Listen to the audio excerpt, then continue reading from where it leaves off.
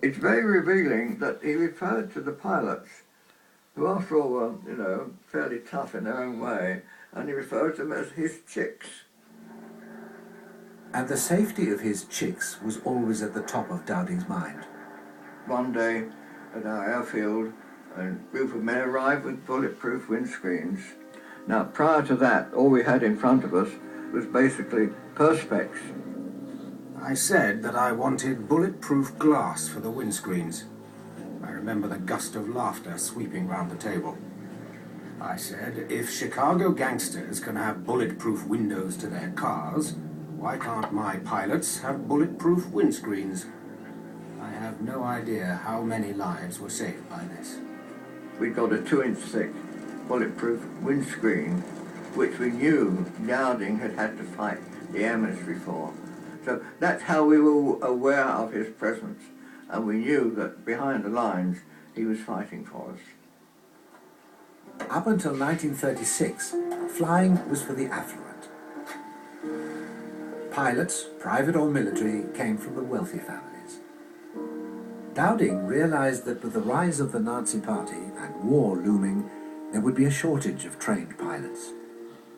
Due to the massive modernization process, lads of 18 and above from different backgrounds and all walks of life suddenly had a chance to become a fighter pilot. The idea of all being public school boys and wearing red jackets and this, that and the other, not quite true. The government introduced a thing called the Volunteer Reserve, and I thought this is my only chance ever to do something.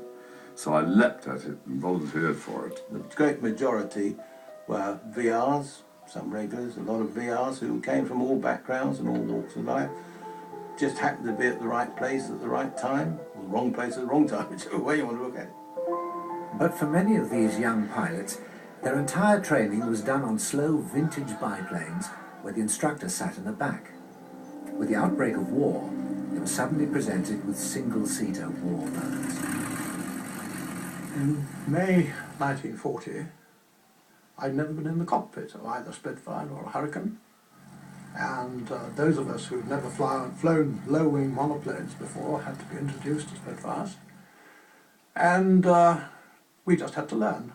After I'd been in the squadron about 2 days, the flight commander said, well, we better get you flying.